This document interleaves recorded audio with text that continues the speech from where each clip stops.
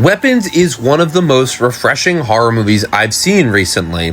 This is Zach Cregger's new movie. Studio horror isn't usually built like this. Most big horror movies either get lost in convoluted lore or trying way too hard to be elevated art, but Weapons, the new film by Barbarian director Zach Cregger, pulls off something rare.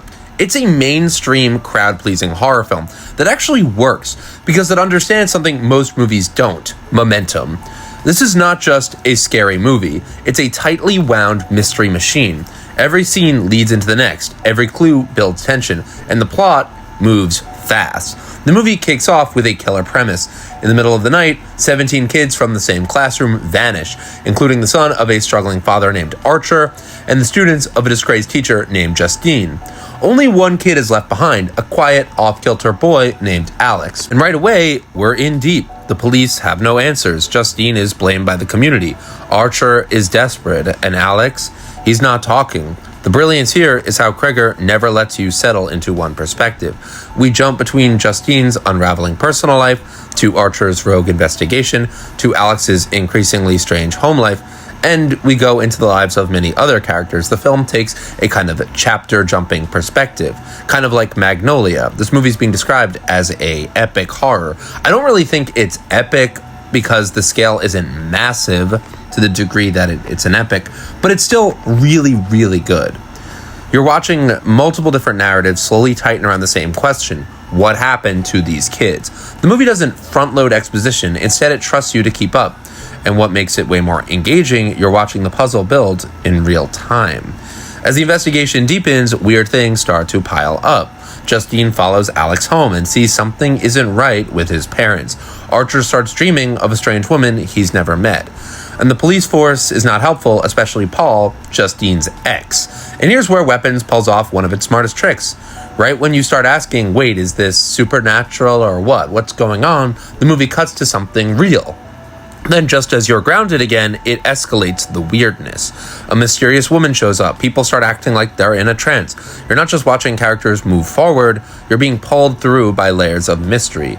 Even the quick chase sequence that happens in the middle of the film, I won't spoil the context, is shot with intensity, almost like a survival thriller. It's fast, grounded, and real, a tonal contrast that sets you up for something way wilder later. This is what momentum looks like in storytelling. It's not just fast pacing, it's escalation and strategic withholding. Like Barbarian, there's a central mystery box to the story, where we are kind of building around this idea, and as we get deeper into the film, we find out what that mystery is. It's not like it's just beating around the bush, you're constantly being fed interesting clues that serve up the story. So none of it's filler, none of it's a waste, it's all building towards unlocking that central mystery box, which might just be one of the best ways to make a modern horror movie. Now, let's talk about the third act. No big spoilers, but this is where Weapons goes from being an eerie, grounded mystery to a full-blown horror movie. There's a big reveal. There's creepy elements, there's Zach Cregger's love for basements, and suddenly everything that felt off in Act 1 clicks into place. But here's the wild part. Right in the middle of this very dark, creepy stretch, Cregger injects a moment of pure absurdity. There's a chase sequence at the end of this movie involving, well, I really don't want to spoil it, but you'll know it when you see it. And it's so overtly funny, it almost doesn't feel like it belongs, but it does. There's plenty of moments in this movie where it's very horror-based, and then there's a quick moment of comedy. It's so well done. This movie and this comedy works because of how heavy the scenes before it are. You need that breath of fresh air, and Cregger knows the audience needs to laugh, not because it's funny, haha, but because it's cathartic. This moment also plays differently from the earlier chase, which was straight horror. So the contrast is even more noticeable. It shows just how well Cregger can balance horror and comedy without ever breaking the tone. This is not a black comedy at all, but there's plenty moments of it scattered throughout the horror. So what makes Weapons a rare success for studio horror? It's not overly deep, but it's not empty. It touches on trauma, loss, and control, but it never lets theme get in the way of the story. And it has style. That eerie opening title card feels just like The Exorcist. The production design is moody and weird in the best way. The sound design is excellent, especially in 4DX. The jump scares hit. This is one of my favorite theater experiences of the year, along with Star Wars Revenge of the Sith. And even when I saw Twisters last year in 4D, I didn't think a 4D movie could live up to this. Ironically, Weapons, which really doesn't have so much. You wouldn't think it's a 4D movie, but because the jump scares are so good, and this is such a crowd movie, it was really good in that format. But most of all, Weapons is just efficient. The story engine is great. The way it utilizes its mystery box as kind of the core of the story is so good. It builds tension through character movement and escalation. It never explains too much. It never slows down. And when it wants to twist genres or tone, it earns it. In an age when horror movies are either hollow IP cash grabs or overwrought metaphors, Weapons hits a sweet spot that we don't see enough of in modern horror. It has tight storytelling, big genre thrills, and a self-contained world. It's the kind of movie we used to get in the late 90s and early 2000s. Polished, scary fun, and not trying to start a franchise. And also, I want to quickly talk about scale. There's this idea that studio horror is all cash grabs and only indie horror can be personal or good. But that's just not true. Look at Sinners or look at 28 Years Later. Take Together, an indie horror film from earlier this year.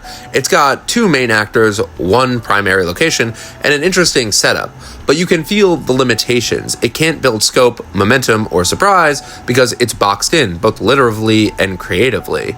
Weapons is the opposite. It's a studio film that actually uses its resources well. The cast is stacked. Josh Brolin, Julia Garner, Alden Ehrenreich, Benedict Wong.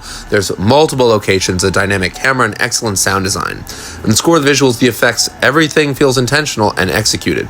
This is proof that when done well with a great story, studio horror can be good. Not just fun for what it is, but genuinely well made. Weapons just shows you don't need to reinvent horror to make it work, you just need to build it like a machine. Start with a great hook, add compelling characters, keep the questions coming, and just when things get too heavy, let the audience breathe a little bit. Zach Cregger may have made his name in comedy, but with Barbarian and now Weapons, he's quietly becoming one of the best genre directors working today. This is how you master mainstream. So guys, let me know what you thought about Weapons, if it's a movie you would rewatch. I think it has a lot of rewatchability to it. And let me know where it ranks on your top 10 horror movies of the year. I think this is really up there. It's one of my favorite horror movies. So thank you guys so much for watching. See you in the next one.